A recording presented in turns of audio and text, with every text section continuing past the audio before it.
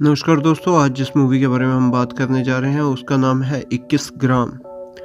Nandkishore police crime branch में deputy superintendent है जो अपनी इकलौती बेटी की मौत के बाद अपनी पत्नी गौरी के साथ एक उदास जिंदगी जी रहे हैं। गौरी का भाई विनय जल्दी उनके साथ आ जाता है और बहन के दुख और अकेलेपन को देखते हुए उनके साथ रहने को राजी हो जाता है।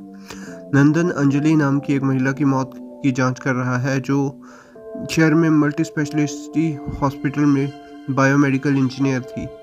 अंजलि की मौत, जिसे हत्या माना जा रहा है, कि अगले दिन उसका भाई मार्टिन भी उसी अपार्टमेंट में मृत पाया जाता है जहां उसकी हत्या हुई थी। नंदकिशोर सहायक सनी के साथ घटनास्थल में पहुंचकर एक सबूत इकट्ठा करता है।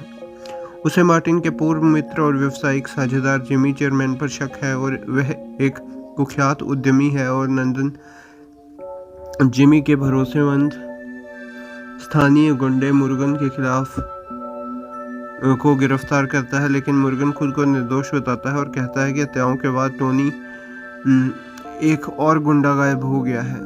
घटनास्थल पर एकत्र किए गए डीएनए नमूने टोनी में मेल खाते हैं और उसकी पहचान अंजलि और मार्टिन के हत्यारों के रूप में हो जाती है। नंदन को पता चलता है कि टोनी के नकली सिम कार्ड के एक दूसरे नंबर पर कॉल की गई थी जो मशहूर होटल टावर लोकेशन पर था और जहां अंजलि की मौत वाले दिन ही शहर के सभी नामी उद्यमियों के लिए एक पार्टी हुई थी। इस पार्टी का आयोजन जिमी समेत सभी नामी उद्यमियों ने किया था। इस पार्टी का आयोजन अंजलि के मल्टी स्पेशलिटी हॉस्पिटल के मालिक जॉन सैमुअल ने किया था। नंदन जॉन सैमुअल के कर्मचारी और भरोसेमंद सहायक निखिल के से पार्टी में वीडियो फुटेज मांगता है, लेकिन उसे रात 11 बजे के बाद कोई फुटेज नहीं मिलता। निखिल बताता है कि वीडियोग्राफर 11 बजे तक चला गया और बाद में यह झूठ निकला। गला रेतते वक्त के तरीके से नंदन इस नतीजे पर पहुंचता है कि टोनी के साथ मौजूद हत्यारा बाएं हाथ का है और जिमी को संदिग्ध मानता है। वह निखिल को अपने ऑफिस बुलाकर पार्टी में शामिल हुए मेहमानों की सूची लेता है और पता चलता है कि निखिल बाएं हाथ का है। निखिल के ऑफिस से निकलने पर उसके फिंगरप्रिंट्स लिए जाते हैं और उसकी पहचान हत्यारे के रूप में होती है। निखिल के वापस आते समय एक कार उसका पीछा करती है और अगले दिन वह अपनी कार में मृत पाया जाता है। नंदन को अंजलि के फ़ोन से वीडियो मिलता है जो उसके भाई मार्टिन को भेजा गया था।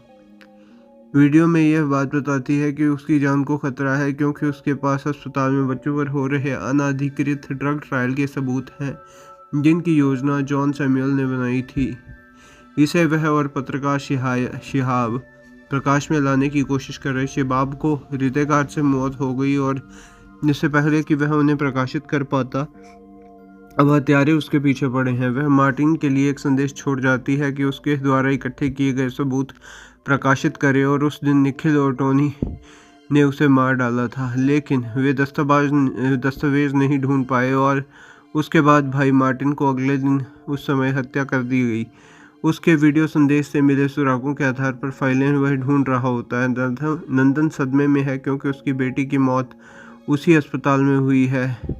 वह अंजलि और शिहाब द्वारा शुरू किए गए काम को पूरा करने की कोशिश करता है। वह जॉन सैमुअल को गिरफ्तार करने की योजना बनाता है क्योंकि वह उन हत्याओं और ड्रग ट्रायल के पीछे है, लेकिन पुलिस अधीक्षक कार्यालय में सबूत गायब हो जाते हैं। नंदन एक पुरानी कॉन्टेस कार का पता लगाता है क्योंकि उसे पता चलता है कि उस कार में आए एक व्यक्ति ने एक बार खास तरीके से मालाएं तैयार की और उन्हें निखिल की मौत के दिन सहित अंजलि की कब्र पर रखा। वह इस बात की पुष्टि करता है कि हत्यारा अंजलि का कोई बहुत ही करीबी है क्योंकि मालाएं उससे पसंदीदा फूलों से बनी हैं।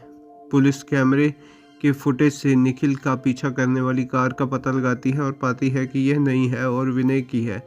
बाद में पता चलता है अंजलि विनय की प्रेमिका थी और अवसाद रोधी दवाइयाँ ले रही थी जिनके नुस्खे निखिल के शव के पास मिले थे। विनय बताता है कि हालांकि वह निखिल को मारना चाहता था, लेकिन वह उसे मार नहीं पा रहा था। जॉन विदेश से हवाई अड्डे से पहुंचता है और कार को अपने घर ले जाता है। पुलिस उसे सुरक्षा प्रदान करती है क्योंकि निखिल का हत्यारा जॉन को भी निशाना बना सकता है। विनय को गिरफ्तार कर लिया जाता है जो पुलिस ये सोचकर जॉन सैमुअल की पुलिस की सुरक्षा वापस लेती है कि हत्यारा अब पुलिस की हिरासत में है। नंदन को जॉन सैमुअल्स का फ़ोन आता है और वह नंदन का मजाक उड़ाता है कि वह जॉन को कभी गिरफ्तार नहीं कर सकता क्योंकि उसके पास सबूत कभी होंगे ही नहीं। जॉन की जल्द ही हत्या हो जाती है जब एक पुरानी कॉन्टेस्ट कार आदमी उसका गला रेत कर हत्या कर देते हैं। अंत में नंदन को सनी का फोन आता है जिसने बताया जाता है कि पुरानी कार्टेसा कार तमिलनाडु में मिली है और चालक का चेहरा स्पष्ट नहीं है और पुलिस उसे चालक को पकड़ने के लिए मामले की खोजने की योजना बना रही है जिसे टोनी माना जा रहा है। तो दोस्तों ये थी इस मूवी की स्टोरी। आपको कैसी लगी ये कमेंट बॉक्स में लिखिए। ये था मेरा रिव्यू। मैं मिलता हूँ आपको किसी और मूवी के रिव्यू के साथ। तब तक के लिए bye bye, take care, have a great time.